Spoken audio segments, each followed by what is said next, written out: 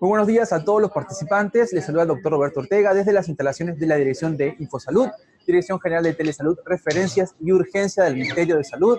Empezaremos la telecapacitación programada para el día de hoy, miércoles 3 de octubre, a cargo del Instituto Nacional de Salud del Niño de Breña del Ministerio de Salud.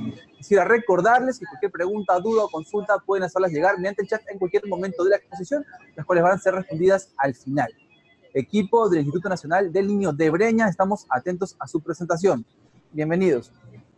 Muy bien, muchísimas gracias, doctor Roberto Ortega, y muchas gracias a la presencia de cada uno de los participantes a esta telecapacitación. Bien, en esta oportunidad, pues contamos con la presencia, respondida a nuestra invitación, la unidad de cuidados intensivos, y tenemos a la licenciada Victoria Romero Santillán, quien va a responder pues con un tema de mucho interés en relación al cuidado de enfermería en estos niños con una situación tan especial que son aquellos acoplados a la ventilación mecánica. Entonces, Vicky, el público espera.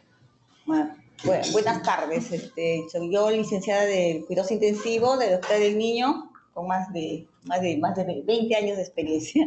Voy a hablar en este momento sobre los cuidados de enfermería en ventilación mecánica, netamente los cuidados de enfermería en ventilación mecánica. Para hablar de este tema, nosotros tenemos que conocer antes qué es un ventilador mecánico, qué es lo que nos ayuda el ventilador mecánico. El ventilador mecánico viene a ser es una estrategia terapéutica que apoya la ventilación fisiológica cuando ésta es deficiente o deja de existir. No es un tratamiento, es un apoyo, es una estrategia terapéutica para la ayuda del paciente que está en una deficiencia respiratoria. El ventilador, que nosotros tenemos que tener en cuenta, todo ventilador, actualmente son ventiladores de quinta y sexta generación, tiene dos tipos de suministro para el funcionamiento. Tienes un suministro de energía y un suministro de gases. Dentro del suministro de energía, tenemos que tener una red eléctrica, puede funcionar también a batería o neumática. Esta energía va a hacer que funcione todos los procesadores para que una función analógica pase a ser digital y pueda ser vista en un monitor y pueda ser controlada. El suministro de gases es importante porque sin estos gases no va a funcionar. Lo importante es tener una fuente de aire comprimido, otra fuente de oxígeno, para que estos luego sean mezclados y puedan dar la programación de frío que uno requiere. Esto se hace a través de un blender que generalmente ahora ya está incorporado dentro del equipo, o si también cuenta con unas válvulas solenoides, ¿no? En otros tipos de ventiladores como el Bell. El siguiente. Ya. Característica de todo ventilador. El ventilador tiene que ser seguro. ¿Por qué? Nos tiene que brindar, todos tienen que tener los alimentadores similares, como ya dijimos, eléctricos y las fuentes de aire y oxígeno. Tienen que ser polifacéticos. Ahora los ventiladores son desde neonatos hasta adultos. No requiere comprarse un ventilador para neonatos exclusivamente y para adultos. El ventilador tiene que ser para que nos den, generalmente los ventiladores que tenemos acá en el Hospital del Niño nos dan de 500 hasta 150 kilos, ¿no? Pacientes, porque hay pacientes acá en el Hospital del Niño, también llegan pacientitos que son obesos y requieren también ventilación. Los ventiladores son duales, quiere decir que funcionan tanto en la forma invasiva y no invasiva, ¿no? Tiene que contar todos estos ventiladores con un monitor frontal, donde se va a visualizar todos los parámetros que sean programados por programador y todos los parámetros de monitorización, lo que da el paciente. Nos va a permitir una adecuada selección de alarmas para proteger al paciente. Estos ventiladores actualmente cada parámetro cuenta con alarmas, tanto en la parte máxima como mínima, ¿no? Entonces, eso nos va a dar seguridad para atención al paciente y sobre todo para estar alerta para evitar complicaciones. Y estos ventiladores también deciden una ventilación de seguridad y respaldo. A veces el paciente de repente está sedado o relajado, despierta, como decimos a veces, pelea con el ventilador para evitar, por ejemplo, un balotrauma. El ventilador le va a dar un tope de presión, no va a sobrepasarse, entonces va a proteger al paciente. Todo ventilador tiene que contar con un equipo de baterías que tienen que ser recargadas, ya sea para un traslado o haya una falla eléctrica. Nos brinde la seguridad sobre todo para el uso del paciente, porque estos ventiladores, antes de ser usados en el paciente, tienen que pasar un proceso de prueba, ¿no? Para ver la función de los corrugados, de la misma máquina, si hay fugas y todo eso, ¿no? Siguiente. Entonces, el ventilador mecánico tiene el sistema de control que viene a ser todo, como le decimos, su CPU. Este sistema de control es el cerebro del equipo. Esto va a interactuar con todos los dispositivos. Aquí se va a conectar los filtros, los corrugados, los humidificadores en el CPU. Dentro de este CPU está el sensor de flujo, la válvula de oxígeno, todo. Y esto es lo que este cerebro va a recibir las órdenes del operador. O sea, el operador va a programar en la pantalla y él los va a transformar en acciones, ¿no? Va a toma y procesa la información proveniente de los sensores, que son los microprocesadores que nos van a dar el volumen minuto, el tiempo inspiratorio, la frecuencia. Decide la ventilación de respaldo de emergencia. O sea, al nosotros programarlo y al programar las alarmas, el ventilador va a decidir en qué momento va a intervenir la respiración de respaldo. Además, estos ventiladores cuentan con tomas de software. Por ejemplo, cuando nosotros queremos adaptar otro tipo de utilidad del ventilador, por ejemplo, si queremos usar una presión para medir una presión transesofágica, entonces hay un dispositivo para agregarlo. Queremos de repente usar hilo caliente para neonatos, un sensor de oxígeno, entonces también cuenta con un dispositivo para agregar. Siempre hay para poder agregar y ampliar más las funciones de cada ventilador, ¿no? Siempre nos dan el ventilador con las funciones básicas, pero podemos ampliar más sus funciones poniéndoles un tipo de software. Eso está en cada. ¿Para qué usamos la ventilación mecánica?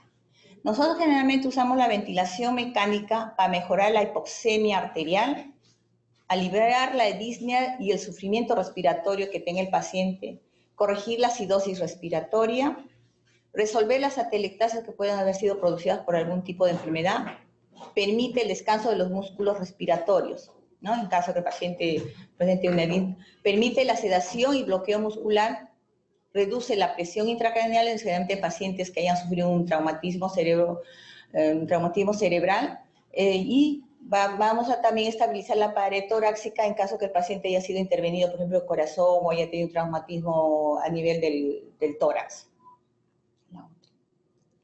Ya, los cuidados mínimos que tenemos que tener con el ventilador es limpieza de la superficie diaria. Generalmente este es importante para evitar que la parte externa, que si se llena de polvo al momento que nosotros manipulamos o queremos aspirar al paciente, pueda contaminar las tubuladuras del paciente, y nosotros al manipular también podamos pasarlo hacia el paciente. Verificar que las baterías siempre estén cargadas por alguna emergencia o por el que requiere, uno no sabe que puede haber una falla eléctrica, entonces tenemos que nosotros verificar que las estén cargadas para que no haya una pérdida de funcionamiento.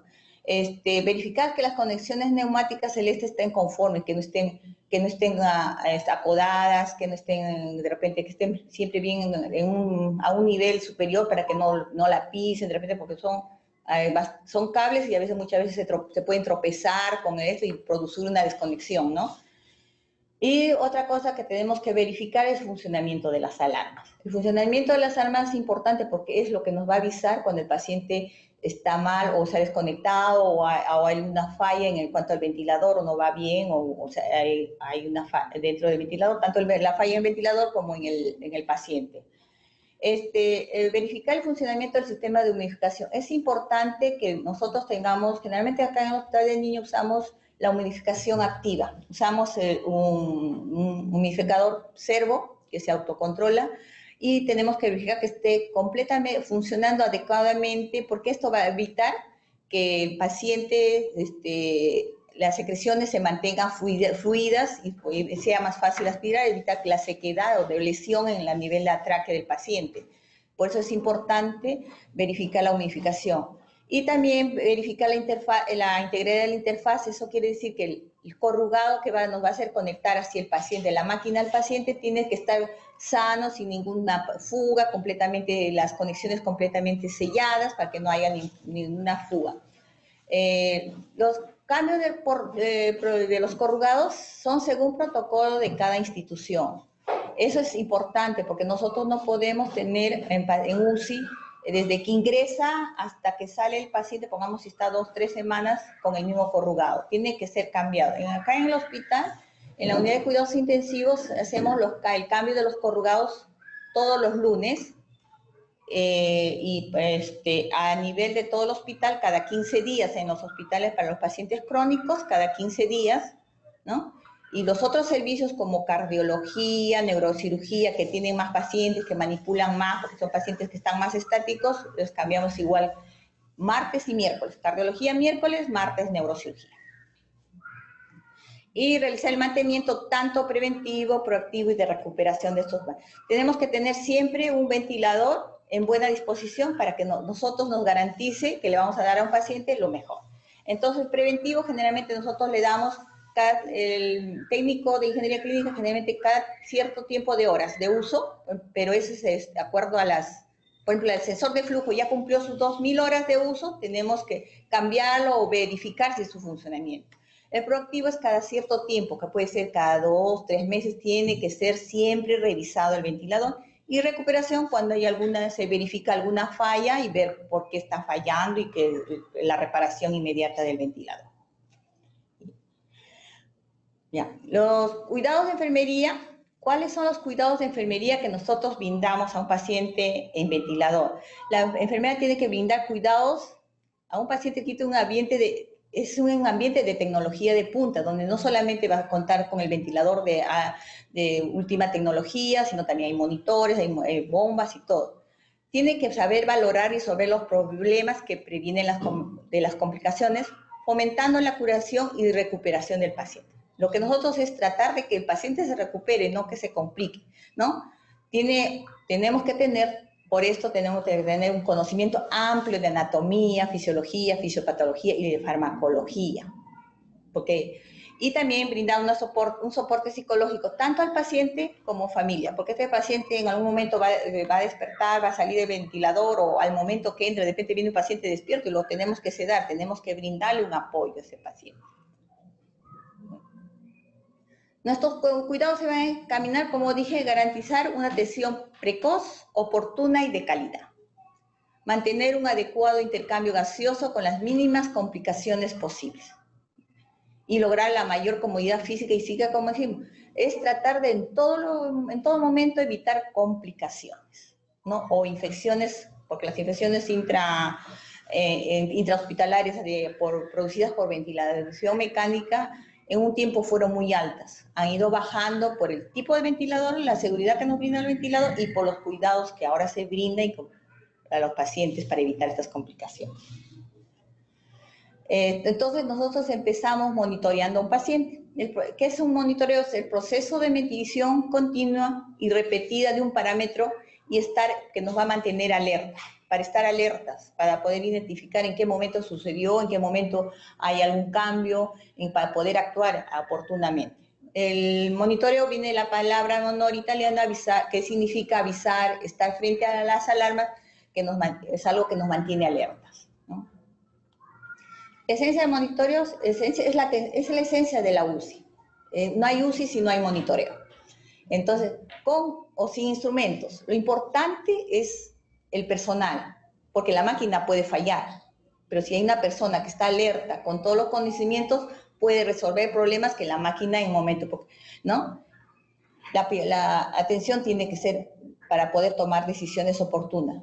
La instrumentación enriquece como decimos, la observación, nos va a ayudar, es un gran apoyo el monitoreo, la ventilación, pero no nos va a suplir al personal. El monitoreo nunca es terapéutico, solamente es apoyo, no va a curar, el ventilador no le va a curar, es un apoyo, una bomba de difusión tampoco le va a curar, es un apoyo, es algo que nos facilita el trabajo, ¿no? Los objetivos del monitoreo es que vamos a dirigir la conducta para ver resultados, cambios fisiológicos, cambios fisiológicos secundarios a la intervención realizada. O sea, nosotros queremos ver, hacemos una intervención y queremos ver resultados de esta intervención. Generalmente porque pensamos que sean positivos, ¿no? Determinar la probabilidad de supervivencia pronóstico en función de las tendencias de la variable. Nosotros lo que tenemos es que si el paciente vino con un pronóstico, queremos aumentar ese pronóstico, que mejore y que el paciente pueda recuperarse con las menos secuelas posibles. ¿Qué monitorizamos en todo paciente en ventilación mecánica? Aparte de la vía aérea, nosotros tenemos que monitorizar la frecuencia cardíaca, la temperatura, el llenado capilar, los pulsos, la presión arterial, oximetría de pulso y gasto urinario. Nosotros nos vamos a enfocar sobre todo en lo que es en la vía aérea, porque lo otro de monitoreo, nosotros generalmente damos es un tema aparte, porque va ya más definido. Cuidado de la vía aérea, el otro. Este es un pacientito que está ya intubado. El siguiente. ¿No? Entonces, ¿qué vamos a monitorizar nosotros en la vía aérea? Vigilamos la eficacia de la ventilación mecánica sobre el estado fisiológico del paciente. Vemos que si realmente el ventilador está fisiológica, acercando a la fisiología del paciente, no le vamos a dar algo que está fuera de su fisiología o le vamos a alterar la fisiología, ¿no?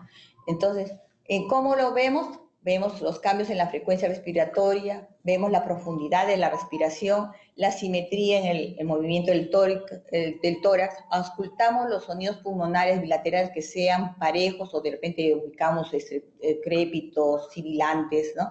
Vigilamos el color de piel y las mucosas para ver si realmente lo que el paciente está bien intubado, está bien ventilado, entonces vemos que el color de la piel, el calor, la temperatura de la piel, las mucosas tienen que estar rosadas, vemos de repente hay cianosis. Y tenemos, para verificar esto, tomamos muestras de gases arteriales para verificar si nuestro paciente está realmente bien ventilado, si la ventilación mecánica es adecuada.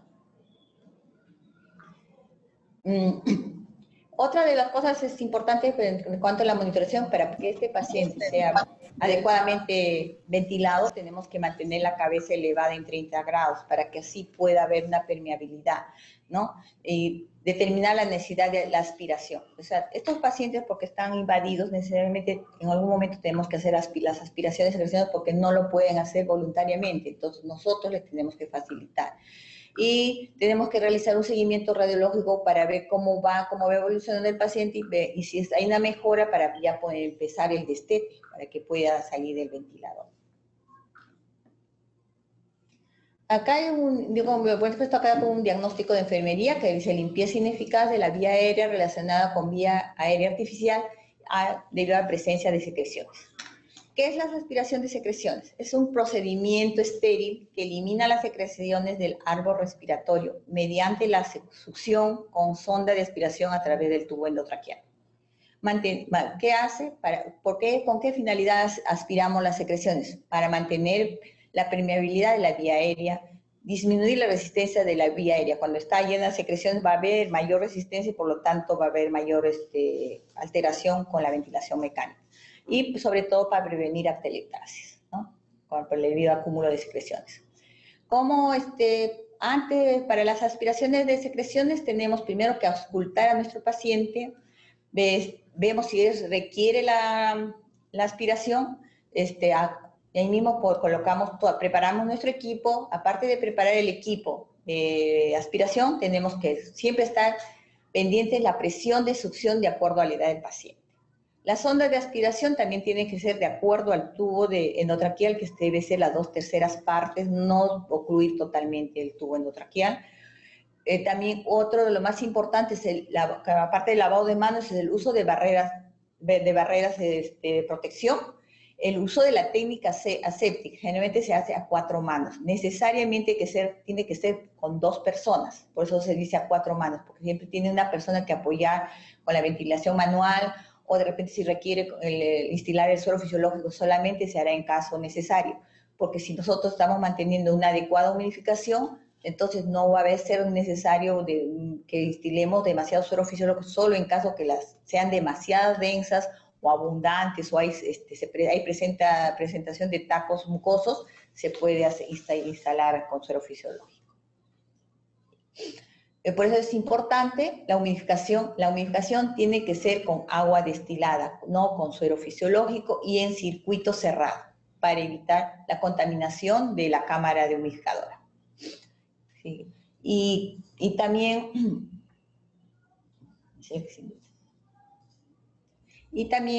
lo importante es la posición de trampas. La posición de trampas tiene que estar por debajo del paciente para que por gravedad, generalmente nosotros lo ponemos en la parte expiratoria, para que por gravedad el líquido que ha sido condensado al momento de la expiración del paciente se va a condensar porque ya hay otro cambio de temperatura, porque en el cable inspiratorio hay una temperatura constante que va a evitar, y como hay un cable de calefacción, va a evitar la condensación. En cambio, en la parte expiratoria, como no hay el cable y la temperatura del paciente va a haber un enfriamiento, va a haber una condensación de líquido, entonces este líquido tiene que bajar por gravedad y por eso generalmente las trampas tienen que estar en forma vertical y por debajo del paciente. Que nuestros cuidados siempre van a estar orientados a prevenir las complicaciones. Las complicaciones las complicaciones que tenemos son hipoxia, atelectasia, neumotoras e infecciones, ¿no? ¿Por qué se produce una atelectasia? Pues podemos decir porque el tubo está muy introducido, está ventilando solamente una rama de un lado y no está al otro lado el tubo, entonces tenemos que verificar la altura del tubo. La técnica de aspiración es la inadecuada, hemos puesto demasiada presión de repente al momento de aspirar, o hay demasiadas o excesivas secreciones, ¿no? Esas rayitas, ya. ¿Por qué se produce una hipoxia? La hipoxia puede producirse por fuga del tubo endotraqueal. Generalmente estos niños usamos, cuando son más chiquititos, no usamos tubos con caja, ¿no? Entonces, generalmente hay una fuga porque el tubo de repente es muy delgado o de repente la máquina, ahora las máquinas los ventiladores tienen compensación de fuga y no es la suficiente, entonces no le va a llegar el volumen, lo programado al pacientito, entonces nos va a dar una hipoxia, o sea, su ventilación no va a ser la adecuada. Puede haber una obstrucción del tubo, ha habido demasiado muco, no le hemos aspirado, entonces va a producirse hipoxia. Se puede haber desconectado del sistema, porque a veces estos pacientes están sedados y relajados y por lo tanto su ventilación no va a ser espontánea al momento, entonces se desconecta y puede ser una hipoxia. Y por último, las fallas mecánicas de respirar, ¿no? Para verificar nosotros tenemos un mecanismo, algo útil que es la oximetría de pulso. Es útil en todo paciente que está normotérmico y bien perfundido, ¿no? Detecta cambios en la oxigenación precoz. Hay a través de dos emisores de luz, que es una luz infrarroja y otra de una luz roja normal, que entre las dos a través de la piel nos va a dar un parámetro de la oximetría que está haciendo el paciente.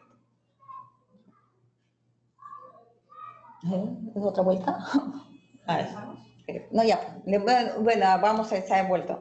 Bueno, una otra complicación es el neumotórax, ¿no? Que debido a presiones elevadas, o de repente el paciente ya hizo paro, hicimos maniobras agresivas de la reanimación, hicimos demasiada compresión del tórax, hay de repente cambios bruscos en la ventilación mecánica, de repente estuvo en un modo de controlado, el paciente pensamos que está despertando, que hicimos por hacer, o le subimos demasiado las presiones pensando que es útil, y el paciente no lo toleró y hace una neumotórax. O también pacientes que vienen con traumatismos o que han sido operados, entonces, y también a las aspiraciones cuando son demasiados, con la presión demasiado alta. Se ha traslocado. Ya. La oximetría de pulso, como seguíamos hablando, es un sistema que no requiere calibración, es autónomo, automático, es altamente confiable de 70 a 100%, se ubica en diferentes partes del cuerpo humano, puede ser en la oreja, en los diferentes pies, en los dedos de la mano, en los dedos del pie. Muchas veces es muy pequeñito, a veces le ponemos en el dorso del pie o también en el dorso de la mano. Sobreestima valores, o sea, también en una oximetría los valores se van a ver alterados cuando el paciente está con una hemoglobina alta, ¿no? Y también distorsiona cuando el paciente está en fototerapia, ¿no? Ya la luz cambia por la intensidad de luz. Y no funciona adecuadamente, no nos da un valor cuando el paciente tiene mala perfusión o está hipotérmico. Esta es la onda de la monitorización de la respiración. Tenemos la inspiración y la expiración, que esta es la onda que nos va a dar en el monitor. El parámetro del monitor, la frecuencia y la onda. Esa es la onda del monitor, de la respiración. Otra vuelta. Otra, ese está repetido. Oh. Estas son las zonas. ¿Cómo agarra la zona, no? No. Esas son las zonas, las zonas las que se puede poner, como dijimos, que se puede poner, hay diferentes en los niños, ponemos solamente son con un tipo de bendita que se le pone y se le envuelve para poder lograr la saturación. Hay también el nivel de dedo, que es para adultos, que es el nivel de edad, y otro que es para paneles más pediátricos, que también lo fijamos en diferentes zonas. Y esta es la onda de la saturación de oxígeno, la onda que nos da. Generalmente la onda de saturación también nos marca el pulso.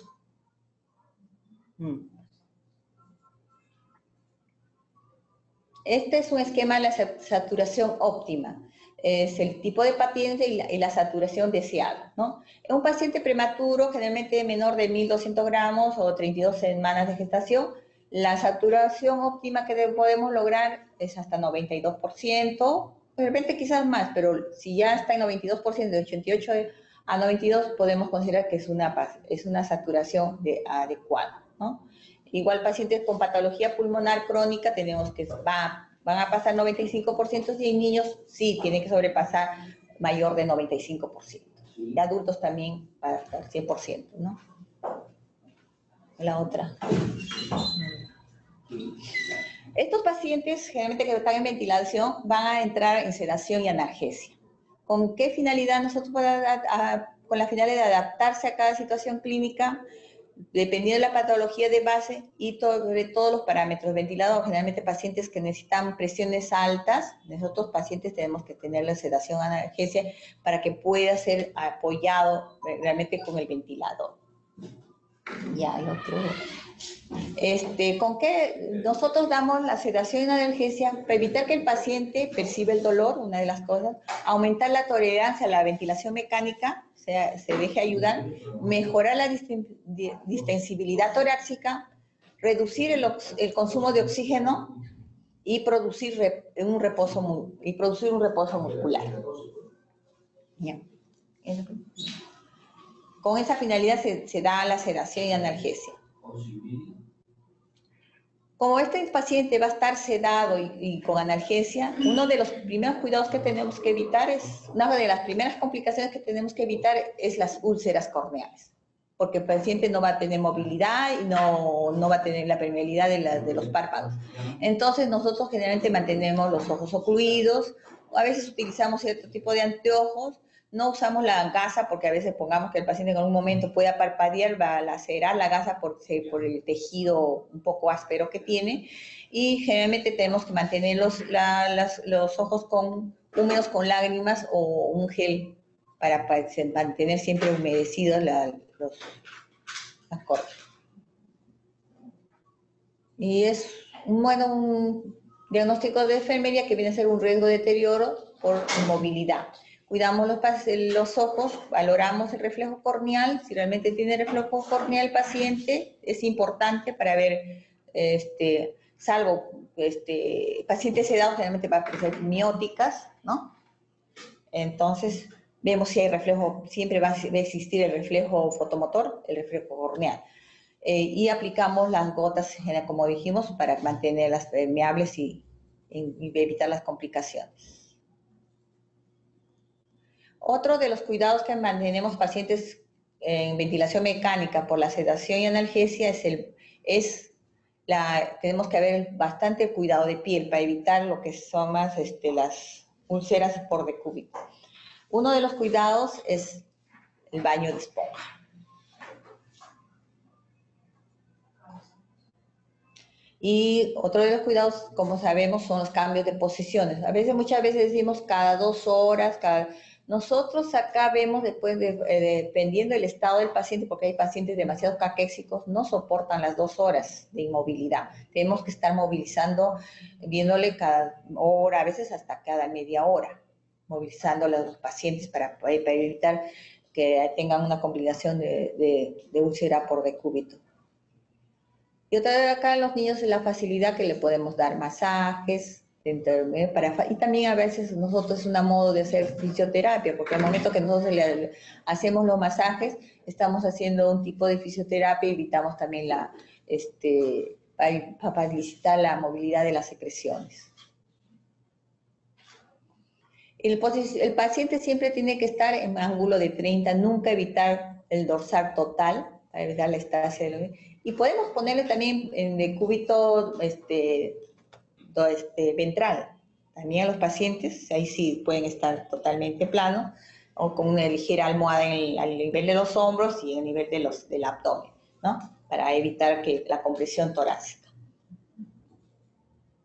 Y otras medidas son más que todo físicas, como contamos, por ejemplo, con los colchones de aire para los pacientes más grandes.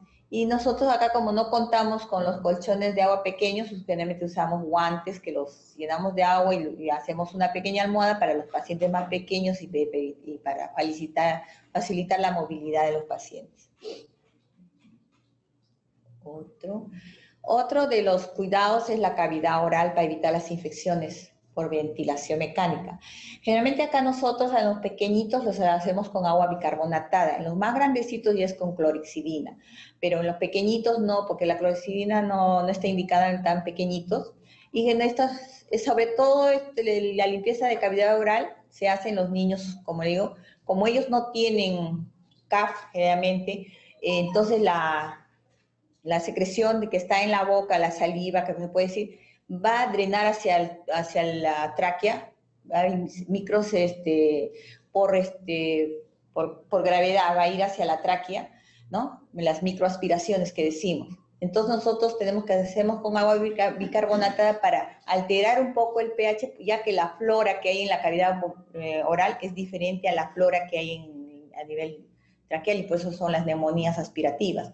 Entonces, para disminuir eso, para alterar el pH de los microorganismos, no poluir mucho en la cavidad oral, sea más tenue, nosotros la lavamos con agua bicarbonatada, generalmente 3 veces al día. Y otra de las cosas también, estos pacientes están a veces con la boca casi abierta, se les reseca los labios, hay que mantenerlos humidificados para evitar grietas que después se tornan sangrantes. Generalmente utilizamos algún lubricante, generalmente acá las mamás traen mantequilla de cacao para evitar esta resequedad. Y otra de las cosas principales es la hidratación del paciente, ¿no? Que tenemos que tenerle bien hidratado al paciente para evitar la sequedad. Control renal del paciente. El control es otro de los principales porque al haber estado el paciente en ventilación mecánica, hay una baja de gasto. Entonces, nosotros tenemos, para hacer un control renal adecuado, tenemos que ver el peso diario del paciente, ¿no? Generalmente para identificar el paciente subió, hay edemas o no, control de la temperatura, registro de los ingresos y control de los electrolitos y la glucosa. Pacientes, generalmente nosotros acá ponemos paciente que está en oliguria, en poliuria. Oliguria cuando es menor de 12 milímetros metro cuadrado por superficie corporal hora, y cuando es poliuria cuando es mayor de 80 milímetros cuadrados por superficie corporal, ¿no? Consideramos una diuresis en neonatos menos de 1 milímetro en oliguria y en lactantes menos de 0.5. A más grandecitos, la poliuria es mayor de 3 milímetros kilo hora y mayor de 5 milímetros kilo hora en lactantes.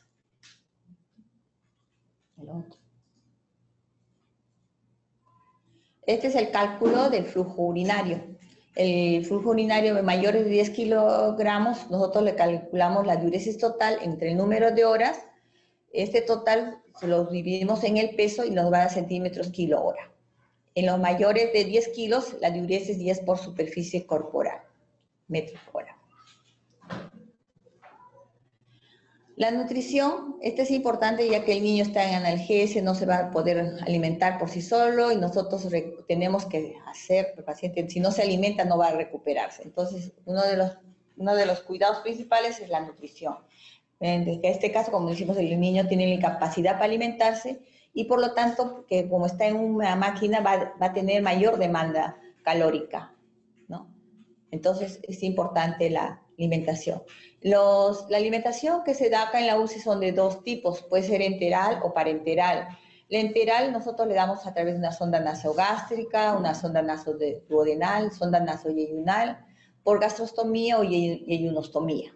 La vía parenteral, como sabemos, se la da solamente por una vía central, endovenosa. La nutrición enteral acá, como vemos, está dándose por sonda, a través de una jeringa y cuidándole al paciente por gravedad. Y también, la otra, sí, pasa. La otra también le damos nosotros la nutrición enteral también a través de una bomba, que le podemos dar a goteo constante por horas, según el estado del paciente, ¿no? Generalmente acá le damos en 20 horas, a un goteo permanente, un volumen que está considerado para el paciente. La nutrición parenteral bueno, podemos ver las ventajas y desventajas. La ventaja es que se absorbe el 100%, también igual va a infusión continua, es completa. La desventaja, que no usa el tubo digestivo, es más costosa y el riesgo de infección es muy alto si no se tiene el cuidado adecuado. Esta es una nutrición parenteral, también se hace a través de una bomba, a través de una vía central. Ya.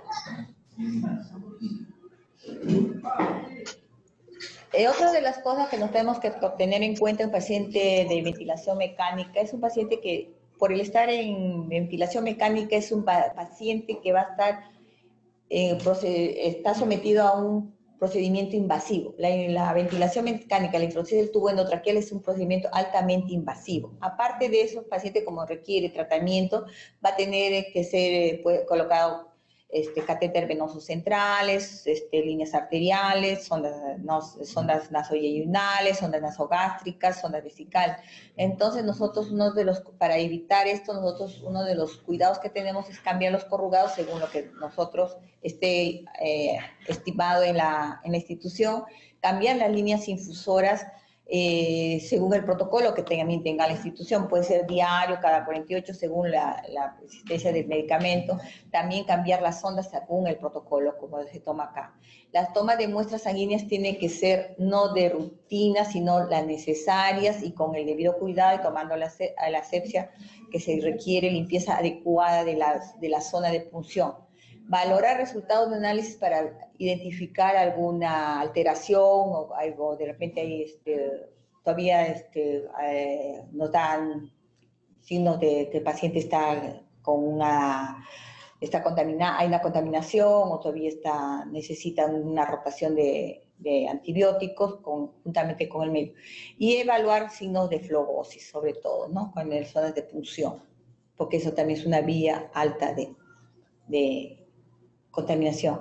Entonces, los cuidados de enfermería con la ventilación van para evitar las infecciones. Tenemos posición semisentado, es una de las principales, lavado bucal 3 veces al día, el cambio postural para evitar estasis, las secreciones, aspiración de secreciones previa auscultación, no por rutina, cuidado de la humidificación, hacerle fisioterapia en forma rutinaria, cambio de circuitos cuando sea necesario, cambio de las líneas de infusoras y de las sondas nasogástricas, balance estricto de eliminación e ingesta, registro de los parámetros ventilatorios tanto de la máquina y del paciente para seguir y hacer un monitoreo adecuado, mantener los párpados cerrados y lubricados, pacientes relajados, rotar y limpiar las zonas de monitorización de los sensores tanto de oxígeno, la presión arterial cuando está no invasiva, los electrodos tienen que ser rotados para evitar, porque estos a la vez como manejan una luz infrarroja, producen quemaduras locales. La otra ya voy a terminar. Bueno, los principios a nivel nacional para evitar las infecciones por ventilación mecánica tenemos lavado de manos y uso de barreras, Posición de la cama, como dijimos, en ángulo no menor de 30 grados. La posición del tubo entraqueal tiene que tener una continuidad fisiológica, no debe estar para un lado, tiene que seguir la fisiología del paciente. Tanto al cambiarlo de posición, siempre tiene que estar en una posición fisiológica el tubo entraqueal.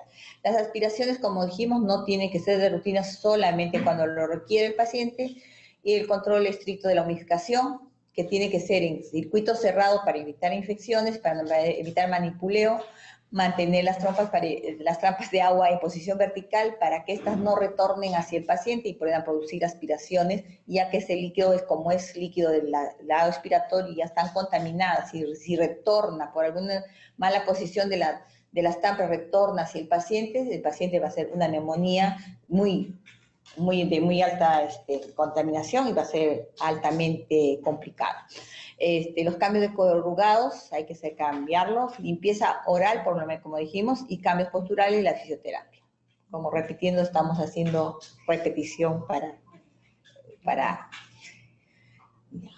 Después, ¿qué más? Creo que no hay más. Así, ¿no? Ya. Estas son las conclusiones. La atención es holística al paciente, o sea, en todo su entorno. El tratamiento tiene que ser según indicaciones y estricto. Los cambios de insumos médicos según todos los protocolos. Tener actualizada toda la documentación del paciente, del CIS, brazalete, toda identificación, porque el paciente en un momento requiere un tipo de medicamento, como el CIS requiere, dice, harta justificación, no tiene monto, y si nosotros no lo tenemos en orden, demoramos más en adquirir, que nos den el medicamento o el insumo que requiere el paciente. Tenemos que mantener siempre en orden la historia clínica, porque a veces si no la mantenemos en orden, buscamos el resultado de tal, le tomaron tal día, y lo mejor es encontrarlo inmediatamente.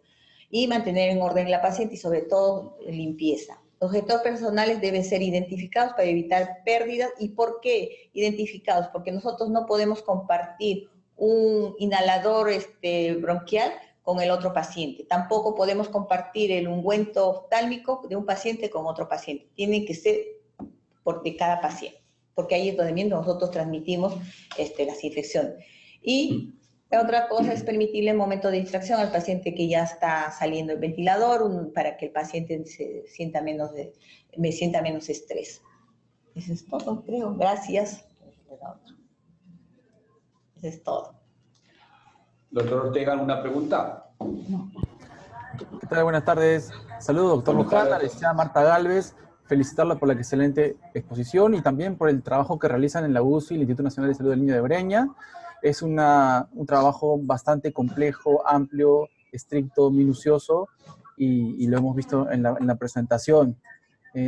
Saldría una pregunta que sería, ¿cuál es la relación, la distribución enfermero-paciente? Si hay un enfermero por paciente, cómo se dividen, o dos, quizás, dependiendo el paciente o los casos. En la unidad de cuidados intensivos nosotros seguimos lo que está estipulado por el Ministerio de Salud. El Ministerio de Salud dice que las unidades de cuidados intensivos debe ser una enfermera por 2 pacientes. Puede ser un paciente grave y otro que ya está más recuperando, es más estable, ¿no? Pero sí, es una enfermera por 2 pacientes y una técnica por cada 8 pacientes. Pero la técnica se dedica para el cuidado del paciente, porque tenemos otra técnica para hacer los trámites de recetas, trámites de lo que es tópico, lo que es lavandería, ropería, es diferente técnica. Pero para la exclusividad para la atención del paciente es una técnica cada 8 pacientes. Y médicos es un médico por 6 pacientes. Excelente. Bueno, le enviamos un gran saludo desde la dirección de InfoSalud. Le dejamos entonces a usted, doctor Luján, a la licenciada Taquía y licenciada Marta Gálvez. Muchos saludos, le dejamos el chat para ustedes. Hasta luego. Bueno, estamos con la licenciada María Victoria Romero. Es ella una enfermera de mucha trayectoria en nuestra institución. Y lo que sí quería que quede bien en claro para aquellos participantes a esta telecapacitación, que nosotros en el instituto tenemos un protocolo para poder monitorear o nos supervisan desde epidemiología, lo que es indicadores. Hay 5 indicadores claves que nos monitorizan en enfermería, el tener que cumplir para evitar las neumonías hipostáticas, las neumonías intrahospitalarias. Y eso sí me gustaría que la licenciada Romero pueda compartir y reafirmar nuevamente, por favor, porque es importante que todas las instituciones que tienen pacientes acoplados a ventilación mecánica, a un ventilador, pues evitemos esta complicación. Bueno, los 5 pasos importantes, aparte del lavado de manos, es la posición del paciente, que siempre hemos recalcado, que tiene que ser en 30 grados, tiene que estar el tubo endotraqueal, tiene que seguir la posición y evitar que los corrugados estén para que caiga gravedad debajo de la trampa de agua, debajo del paciente, tener una adecuada humidificación, ¿no? Y la aspiración de secreciones tiene que ser cuando lo requiera, no por rutina, ¿no? Y otra de las cosas es las trampas de agua, sí, las trampas de agua que tienen que estar verticales para que por gravedad tenga que bajar. Y el sistema cerrado. Y tiene que ser sistema cerrado necesariamente. Siempre que eso tenemos hincapié en sistema cerrado, la unificación activa. Sí, necesariamente. Licenciada, una pregunta. Si un paciente pediátrico tiene HIV, ha estado en CIPAP y el paciente fallece, ¿qué hacer con los corrugados? Los corrugados son reusables, sabiendo el costo que son 2.500 soles. ¿Qué hacer? ¿Usarlo, reusarlo, esterilizarlo? ¿Qué hacer con ese equipo? Nosotros en la actualidad usamos el modo CIPAP burbuja, que es, generalmente los equipos son descartables. O sea, es uso exclusivo del paciente, lo usa mientras lo necesita, porque se ha puesto para lo que él necesita. Una vez que termina su necesidad, se elimina totalmente, ya no son reusables. Pero si es reusable, se lava, se limpia, se hace la asepsia. No, por eso todos los pacientes son altamente infectados. Nosotros los mantenemos, no vemos el diagnóstico. Así sea el paciente que ha tenido tuberculosis, VIH y todo. Porque sabemos que el VIH más es transmisión directa. Entonces, todos van a seguir el proceso de desinfección y por eso también el cambio. Y la ventaja que tenemos ahora es que los ventiladores tienen el filtro inspiratorio y expiratorio. El inspiratorio va a hacer que el paciente se proteja del ambiente y el expiratorio va a hacer que tanto el circuito como el medio ambiente y el personal sea protegido. Entonces, este corrugado va a seguir todos los pasos de limpieza y desinfección y esterilidad, ¿no? Y sabemos que el virus del VIH no tiene un promedio de vida ante el oxígeno, no es mayor, no logra sobrevivir. Pero sí se reusa, pero siguiendo todos los pasos de esterilización. ¿Cuál es el tiempo más recomendable para la aspiración de secreciones de los niños? Nosotros no debe pasar de 5 a 10 minutos máximo, no debe pasar. O sea, no debe aspirar. Si el paciente dice que viene demasiada entonces antes de seguir persistiendo con la aspiración, porque le vamos a hacer un daño, porque vamos a lograr de repente tanto aspirar, vamos a dañar la mucosa, tenemos que recurrir a otras medidas como son nebulizaciones, ¿no? Cambios culturales, fisioterapia. ¿Alguna pregunta alguien debe hacerla? ¿Por el audífono o por chat? Ya se fue. ¿Qué tal? ¿Tienen acceso al chat? Sí.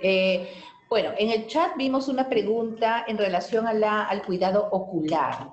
Decían que la limpieza debe de ser con un material que puede ser gasa o algo más liso, preguntaban. No, la limpieza generalmente podemos hacerla con gasa porque la limpieza va a ser externa, ¿no es cierto? Solamente va a barrer toda la suciedad que está fuera del globo ocular. Entonces uno lo puede hacer con una gasa húmeda conteniendo suero fisiológico o simplemente agua destilada, se barre toda lo contaminado, lo sucio de los alrededor párpados, pero sí, nosotros tenemos que lubricar el globo ocular, ya sea con gotas oculares o con un gel. Pero para ocluir no le ponemos la gasa, porque la gasa, algún momento el paciente sí va a abrir el párpado, va a abrir los ojos, y la gasa es áspera, el tejido no es un tejido liso, y aparte de eso contiene pelucitas, ¿no? Entonces va a hacer que más bien se contamine y que lacere un poco también la córnea. Claro. Y por eso. Pero la limpieza sí, como la limpieza es externa, se hace por fuera, sí, se puede limpiar con gasa o algodón húmedo con suero fisiológico. Muy bien. Y me gustaría de repente que nos comparta la experiencia que viven ustedes con estos niños en ventilación mecánica cuando ya están más conectados, más despiertos. ¿Qué es lo que enfermería permite en la sala para poder distraerlos? Los pacientes, ¿no?, cuando ya dejan la analgesia, pero siguen estando en ventilador de repente porque están en destete, están en una ventilación de soporte o espontánea, ¿no? Hasta que ellos, porque también hay que ver que estos niños si hay niños que han estado sedados y relajados profundamente, entonces no se les puede, a pesar que ya están, de repente ya tiempo están en espontánea, no se les puede quitar el tubo inmediatamente porque todavía sus músculos, como han estado tanto tiempo relajados y con estasia, no están con la misma, entonces nosotros tenemos que estimularle, ¿no? Con la fisioterapia, oye, pues, entonces esos niños que al ver que están así lloran, se desesperan, entonces a veces nosotros ahí lo atendemos, que se les permite ver la televisión, otros traen sus juegos, hay alguna distracción, ¿no? O algunos quieren comer ya, ¿no? Pero no se les puede dar de comer, pero o que el familiar, que el tiempo que está, se les permite que entren y puedan entrar. Pero a veces, muchas veces hemos visto que el niño al ver a la mamá se desespera más, llora más, ¿no es cierto? Entonces nosotros tenemos que suplir, entonces tenemos que entretener a ese niño, ya sea jugando, que ve la televisión o alguna cosa, ¿no? Y hasta que logre el destete. Una vez que está destetado, ya pues el niño ya, muchas veces el niño pide agua, quiero agüita, pide el agua, se le proporciona el agua poco a poco, se le da la leche y así, ver si tolera oralmente, ¿no? Directo, no le quitamos la sonda inmediatamente, porque de repente no tolera, no degluta inmediatamente, porque ya sabemos que cuando está con el tubo, está con las cuerdas bucales totalmente abiertas hasta que comience el movimiento peristático de sus cuerdas bucales y todos a veces no pueden ni hablar, no se les escucha, son disfónicos y todo, ¿no? Entonces sí, y felizmente que una vez que ya están estudiando, no está mucho tiempo con nosotros, sabes que no hay cama. Entonces, está poco tiempo. Licenciada Romero, una pregunta, ¿cómo regulan la visita de los familiares? La visita de los familiares, que es un tema bien controversial, ¿cómo lo regulan? No, nosotros actualmente en la UCI tenemos un horario de visita que es de 3 a 4, que entran los familiares, porque sabemos que hay muchos procedimientos que se hacen en la UCI y no podemos decir, no, el familiar tiene que estar ahí, porque no es una familia que te va a entender todos los procedimientos, para ellos es algo nuevo, no lo desconocen. A veces y muchas agresivos, veces, y a veces el familiar, en vez de mostrar en esto, al ver que es algo, nosotros hemos tenido denuncias, o son agresivos, que le estamos maltratando, no conocen. Entonces, nosotros generalmente cumplimos la hora de visita, en la hora de visita el paciente está ok, todo listo, y después cuando ya está el paciente no está, el paciente hacemos los procedimientos. Pero en caso que tenemos pacientes que ya no hay nada que hacer, que están en MC, son pacientes que ya no, su pronóstico es malo, ¿no? O pacientes, como los pacientes crónicos que son dependientes solamente del ventilador, esos pacientes sí están en otra unidad y la visita es de 9 de la mañana a 9 de la noche. Ellos pueden entrar en ese horario la hora que quieren, pero nosotros nos damos cuenta que al principio exigen que quieren estar, pero al final viene solamente una hora, a las 7, de 7 a 8, 9 se quedan, ¿no? Y todo el día no aparecen, ¿no? Entonces, pero sí, en los pacientes crónicos dependientes, ellos sí tienen la flexibilidad del horario, pero los pacientes que están agudos no están. Que cumple el horario de visita, donde para el familiar al ingresar se coloca un mandil, se lava la mano, ¿no? Tiene el paciente y se turna con el papá o la mamá, ¿no? Que va a ir a verla al niño. Y el informe médico lo da el médico de 12 a 1, ¿no? Personalmente le da ya a cada papá, ¿no? ¿Habrá alguna otra pregunta en el chat, doctor Ortega? ¿Qué tal? Disculpen, licenciada María Romero. ¿Qué tal? Buenas tardes. Felicitarla por la exposición y el trabajo que realiza en la UCI y el Hospital del Niño. Sí hay una pregunta en el chat, nos dice, licenciada Romero, felicitaciones por la exposición. Nos piden si podría ampliar el uso de la solución salina en el uso de humidificadores y el uso de clorexidina. No, el uso de humidificadores, en la humidificación activa es agua destilada, no suero fisiológico, no. Tiene que ser porque el suero fisiológico, como calienta esto y No, va a haber una condensación y se va a pegar a la pared el sodio, la sal. Entonces los cristales, va a cristalizar y va a obstruir los filtros, ¿no? En cambio, el agua destilada se va a humidificar, solamente es para mantener una humidificación y una temperatura, va a llegar al paciente el aire húmedo, ¿no? Entonces, pero al momento que sale el paciente, el aire ya es de la temperatura del paciente y por lo tanto condensa más, ¿no? Por eso y en cuanto a lo... ¿Cómo es el cuento, no? Sí, decía el uso de la clorhexidina. El uso de la clorhexidina en pacientes menores no está indicado, en pacientes lactantes menores no está indicado porque para la higiene bucal. Vienen ya en soluciones de clorhexidina al 0,2% para el lavado bucal, sí, pero no está indicado en menores. A pacientes de mayor edad sí, se les hace la limpieza porque es eficaz. Es bastante eficaz y barre bastante la flora de esto para evitar las microaspiraciones y pueda causar neumonía. Bueno, la clorhexidina está indicada en el uso de la cavidad oral porque estabiliza, reconstituye la flora bacteriana de la boca. Es el mejor antiséptico para la cavidad oral. Quería hacerle una pregunta en cuanto a... Quedamos entonces que los circuitos, muy práctico, el circuito que se ha usado en un paciente de HIV que es reusable, ¿lo vuelvo a usar? Sí. ¿O lo elimino? No, no se elimina. No se elimina. Por eso le dije que todo pacientes potencialmente, porque uno no sabe si tiene VIH, a veces uno descubre que tiene VIH cuando ya a veces el paciente se fue. Entonces para nosotros todos los pacientes son potencialmente infectados, que tienen la peor... Entonces todos siguen el mismo, como usamos, necesariamente tenemos que usar